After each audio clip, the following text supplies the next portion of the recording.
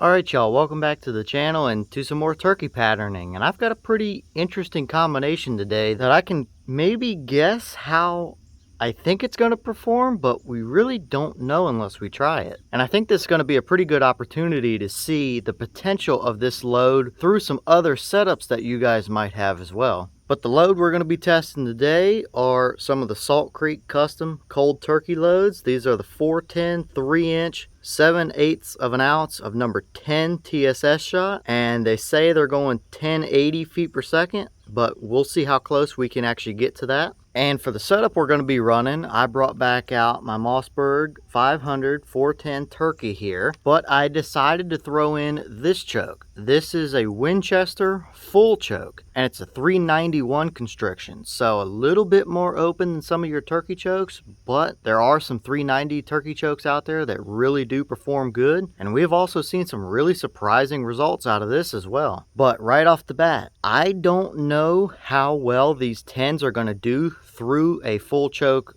391 constriction like that. From my testing so far with 10s, it seems like they do a little bit better with a little bit more constriction, simply because of the smaller shot size and stuff that comes along with them. However, for those of you out there who might have a little bit older 410 with something like a fixed full choke barrel where you might not have a choice, a load of 10s might be a pretty intriguing option for you since you do have a much higher pellet count going down range. I think they're definitely going to be good enough to kill the bird at 40 yards, but I want to see, at least for the sake of potentially using them in other fixed full choke barrels, how they might be able to perform. So with that being said, the turkey target is set up over here at 40 yards just like usual. I do have my chronograph as well, so we'll be able to see how close we get to that 1080 feet per second that's on the box. So let's get you guys set up over on the target. I'll head back up to 40 yards and shoot the shot. We'll glance at our chrono numbers and then see how they did down there on the paper. So let's go over here and shoot them and see what they can do.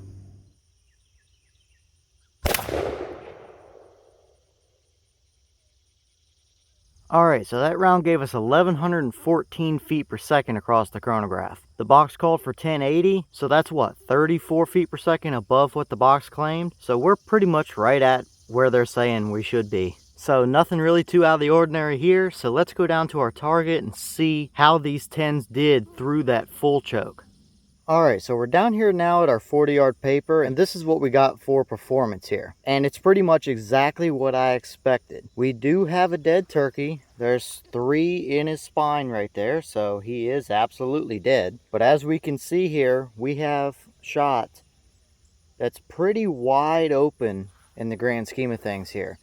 Not that there's really a ton of flyers by any means. It's just a pretty wide spread out pattern here, which is exactly what I figured it would be using 10s in a full choke like that. But this simply goes to show that this load would absolutely be effective if you have a little bit older 410 with a fixed full choke barrel. Obviously, go out and test it before you just take it out into the woods. But for those of you out there that are very limited on what you have as far as firearm goes, maybe you should look into some 10s because they might give you enough pellet count in comparison to what kind of constriction choke you have in your barrel. Or in the case of a youth hunter that's going to be keeping it, especially at 30 yards and in, this would be a really good combination for them.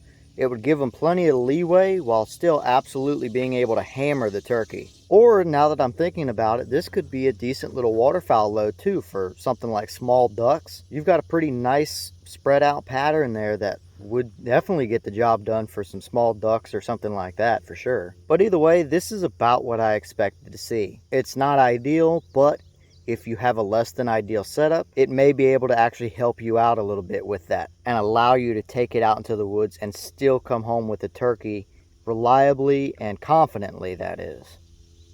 Okay, and this is the wad that we got out of that shell, and it pretty much opened up as close to perfect as you could ever want it to. There's no rips or tears or pellets or buffer material or anything in here. It did its job perfectly in this case, I'd say. So nothing really to see here, or nothing really special to note either. It's just, it performed like it was supposed to in this test.